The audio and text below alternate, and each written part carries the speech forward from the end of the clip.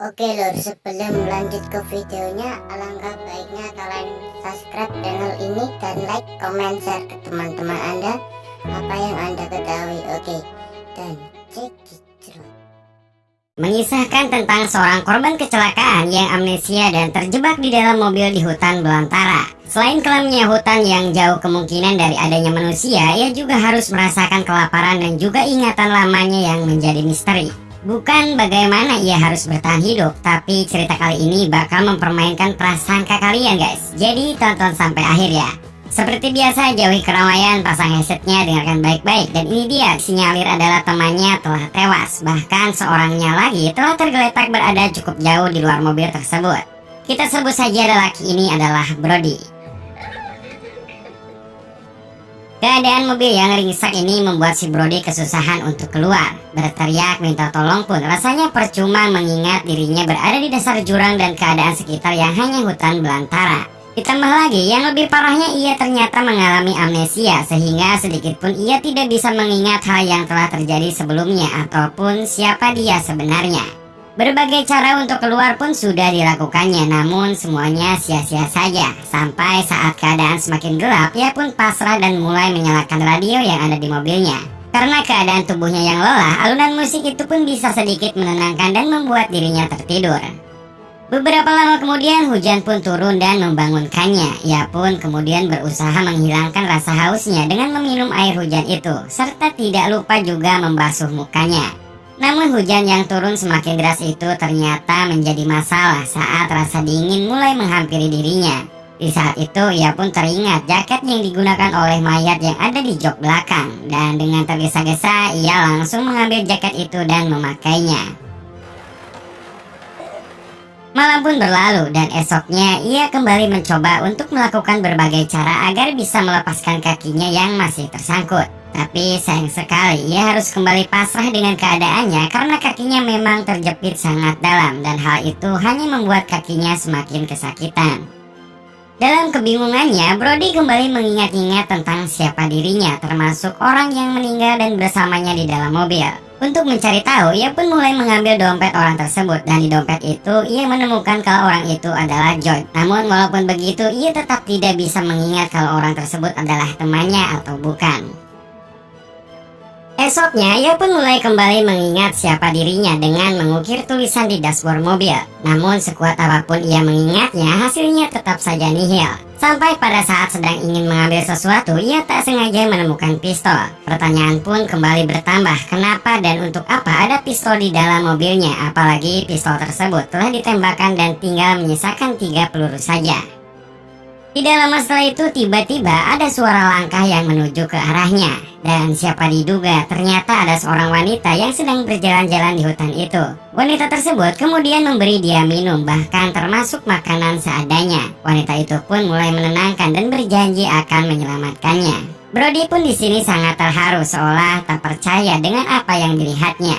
Ketika harapan dan kebahagiaan itu sudah mulai dirasakan sepenuhnya, sayangnya semua itu hanyalah mimpi semata. Dan malamnya saat ia terbangun, ia mulai mendengar sebuah suara yang datang ke arahnya. Saat diperhatikan ternyata itu adalah anjing liar, dan anjing tersebut terlihat tertarik dengan mayat yang tergeletak di luar. Karena tak tega, Brody pun mengusirnya dengan cara melepaskan 2 tembakan ke arah anjing itu. Semakin hari, rasa frustasi semakin bertambah saja. Apalagi semakin lama dirinya berada di sana, hal itu sama saja dengan menunggu kematian. Akhirnya ia pun dengan semua kekuatannya yang tersisa mulai mencoba melepaskan kakinya dan mendobrak-dobrak pintu mobil agar bisa keluar. Dengan bantuan sebuah kunci yang ada di sana, ia pun kemudian memaksa untuk mencongkel pintu mobil yang macet tersebut. Alhasil setelah usaha kerasnya, ia pun bisa membuka pintu itu dan berhasil mengeluarkan dirinya dari sana. Walaupun ia juga harus merasakan sakit yang sangat perih karena kakinya tertarik oleh tubuhnya yang terjatuh keluar mobil. Setelah tenaganya sedikit terkumpul, ia pun mulai bangkit untuk duduk. Dan ketika mengambil pistol, ia secara tak sengaja mendapat sebuah kartu bernamakan Raymond Plessy. Brody pun bingung siapa Raymond Plessy tersebut. Saat itulah pikirannya kembali berhalusinasi tentang kehadiran wanita yang menolongnya. Wanita itu pun mengatakan bahwa itu adalah namanya.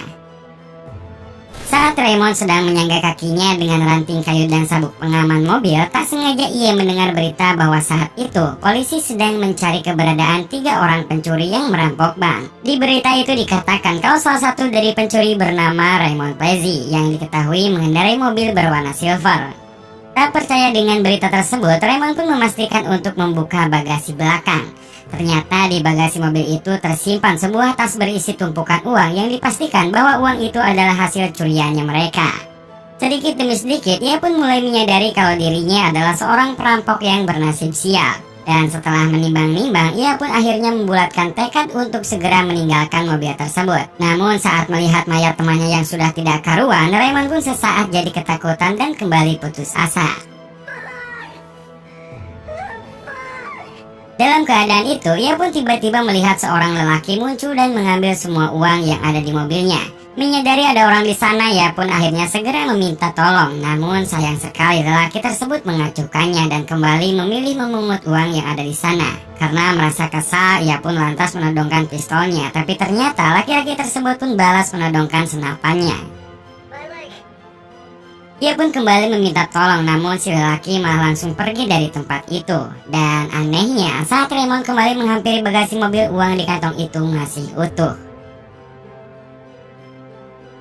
Malam pun tiba dan Raymond pun mulai mencoba menghangatkan diri dengan membuat perapian dari ranting-ranting yang ia temukan di sekitarnya, serta dari uang yang menurutnya udah nggak berguna lagi. Di saat menghangatkan diri itu, ia pun mulai berbicara dengan anjing yang ada di sana bahwa anjing itu mengingatkannya pada anjing piaraannya yang masih kecil. Namun tiba-tiba ia kembali berhalusinasi tentang kehadiran wanita misterius itu. Namun kali ini halusinasi itu datang bersama dengan ingatan yang ternyata wanita itu adalah korban dari perampokan yang telah ia lakukan sebelumnya. Malam pun berlalu dan esoknya ia pun kembali menyangga kakinya dengan menggunakan ikat pinggang dari mayat temannya. Dan setelah dirasa cukup kuat, ia pun bersama anjing yang terlihat baik padanya kemudian mulai merangkak untuk pergi meninggalkan mobil itu. Setengah perjalanan, ia pun melihat jejak sepatu dan hal itu sontak membuat ia semakin bersemangat dan bersama anjingnya kembali mulai merayap melewati jajaran semak-semak serta tanjakan di sana. Saat sampai di sebuah tempat, ia pun tiba-tiba dihantui oleh serangkaian perbuatan dan kejahatan yang pernah dilakukannya. Ia pun tentu saja dibuat gelisah dan akhirnya memilih istirahat untuk sejenak. Perjalanan pun dilanjutkan kembali dan tanpa diduga ia melihat sebuah tas yang berisi obat-obatan dan minuman. Karena sangat lapar dan ia juga perlu obat untuk lukanya, tanpa pikir panjang diminumnya obat tersebut. Tidak diduga di tas tersebut pun ternyata ada sepotong daging kering. Dengan sangat bersyukur ia pun memakan daging kering tersebut sebagai pengganjal perut. Namun saat sedang makan, anjing itu pun datang kembali dan dengan rasa kasihan ia pun akhirnya mau berbagi. Walau kenyataannya daging yang dimakannya itu memang tidak bakal cukup untuk menghilangkan rasa laparnya. Saat kembali melanjutkan perjalanan, ia pun menemukan sehelai uang dan melihat HP yang tergeletak di dalam goa. Raymond pun segera masuk ke gua tersebut dengan menggunakan senter sebagai penerangan. Ia mencoba menggunakan HP tersebut untuk meminta pertolongan darurat, namun sayang seribu sayang di tempat itu tidak ada sinyal yang bagus. Lama berada di goa membuat ia jadi sedikit ngeri, apalagi saat ia melihat sekitar. Ternyata di sana ada mayat laki-laki yang ternyata laki-laki itu adalah laki-laki tadi yang mengambil uang miliknya. Yang berarti laki-laki yang muncul tadi adalah halusinasinya. Tak ingin ada kejadian buruk, ia pun memutuskan pergi dari sana dan tidak jauh sampailah ia di sebuah sungai dan kemudian ia langsung minum dan mencari cacing untuk dimakan. Serta di sela-selanya ia juga bermain-main dengan anjingnya. Saat bercanda dan bermain itu, tiba-tiba pandangan Raymond kembali membentur wanita itu dan terlihat di seberang sungai, seolah memberi petunjuk dan ia pun kembali memutuskan menyeberangi sungai tersebut. Perlahan-lahan ia pun mulai menyeberang, namun tidak diduga ia malah menginjak bebatuan yang licin dan hal itu membuatnya terbawa arus. Beruntung saat itu ia masih bisa selamat dan ketika sampai di air tenang, ia pun kembali naik ke daratan dan melanjutkan lagi perjalanannya. Malam pun datang bersama dengan hujan yang sangat deras. Saat itu Raymond terlihat kedinginan dan berlindung di tepian batu. Di saat yang sama ia mulai mendengar gonggongan anjing bersama dengan kilauan senter yang menuju ke arahnya. Khawatir yang datang tersebut adalah polisi, Raymond pun kembali meraih pistolnya. Dan di saat itulah lagi-lagi si wanita muncul tepat di hadapannya bahkan sambil tersenyum puas. Saat Raymond ke bawah suasana, anehnya baik si wanita ataupun kilauan senter-senter tadi seketika lenyap tanpa bekas. Malam pun berlalu dan paginya Raymond kembali dibangunkan oleh anjingnya untuk mengajaknya kembali melanjutkan perjalanan. Medan yang menanjak tentu membuat Raymond sedikit kesusahan, bahkan rasa sakitnya di kakinya kembali terasa. Dan untuk mengantisipasi hal itu, ia pun mengobati kakinya yang mulai infeksi dan meminum sisa obat yang ditemukannya kemarin. Lagi-lagi di sini Raymond harus dihadapkan dengan jalan mendaki yang hal itu tentu tidak mudah baginya. Dengan sekuat tenaga dan banyak usaha akhirnya ia sampai juga ke atas. Namun betapa kagetnya, ternyata selama ini ia hanya berputar-putar di sana dan saat ini ia kembali ke tempat di mana mobilnya berada. Dengan kejadian itu, Raymond pun terlihat sangat kecewa dan bingung tentang dirinya yang harus bagaimana dan harus berbuat apa. Saat meratapi kekecewaannya, ia pun kembali melihat wanita misterius itu muncul dan mulai melangkah ke arahnya. Raymond yang sepertinya sudah sangat kesal karena merasa dipermainkan langsung saja menyerang gadis tersebut, mencekiknya dan langsung menembaknya. Setelah perkelahian itu, ia pun kembali berniat melanjutkan lagi perjalanannya. Namun untuk kali ini ia berniat akan menyusuri tebing itu dan berharap bisa cepat sampai ke atas jurang. Medan yang sangat terjal sesekali membuatnya harus beristirahat, dan di sela-sela itu ia pun mulai membungkus tangannya yang terlihat baret dan lecet-lecet. Entah di mana ia berada saat ini, namun dengan sekuat tenaga ia berusaha untuk terus merangkak dan berharap bisa menemukan harapan di setiap meternya. Saat kelelahan dan bahkan jari-jari tangannya mulai melemah, tiba-tiba ia mendengar gonggongan anjingnya serta tidak jauh darinya ternyata terlihat ada rambu-rambu lalu lintas.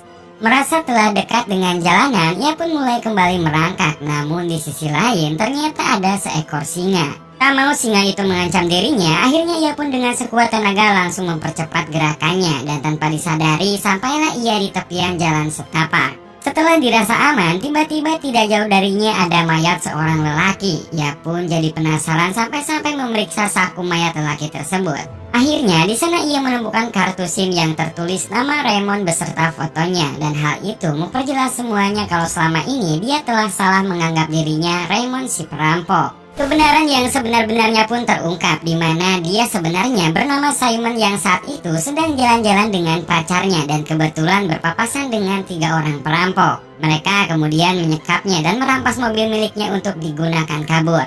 Dan wanita yang sering muncul di dalam pikirannya bukan lain justru adalah pacarnya sendiri. Terakhir, Simon pun berhasil menelpon dan bantuan pun segera datang untuk menyelamatkannya. Saat di mobil, ia juga mulai teringat pada anjingnya dan menyuruh petugas penyelamat untuk mencarinya. Namun si polisi malah mengungkapkan bahwa tidak ada anjing di sana dan mereka pun memutuskan segera pergi. Saat mengenakan sabuk pengaman, terkuaklah mengenai asal-muasal Simon terjungkal masuk ke dalam jurang.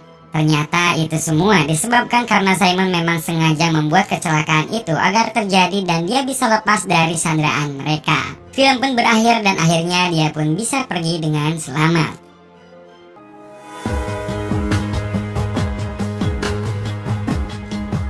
Oke guys, itu dia cerita untuk kali ini. Semoga kalian suka dan jangan lupa tinggalkan komen kalian mengenai cerita kali ini. Atau kalian punya request film lain untuk diceritakan, jangan lupa tulis di kolom komen juga. Terima kasih untuk kalian semua yang selalu dukung channel ini. Dan ya, hampir 3 tahun yang lalu akhirnya sekarang bisa juga sampai di 500.000 subscriber. Sekali lagi terima kasih untuk kalian semua. Terima kasih sudah klik video ini. Tapi jangan lupa guys, klik tombol subscribe karena subscribe itu gratis. Dengan subscribe kamu support channel ini terus untuk upload hampir setiap hari. Ingat, subscribe itu gratis. Gak ada ruginya kamu klik tombol subscribe guys. Selamat menonton.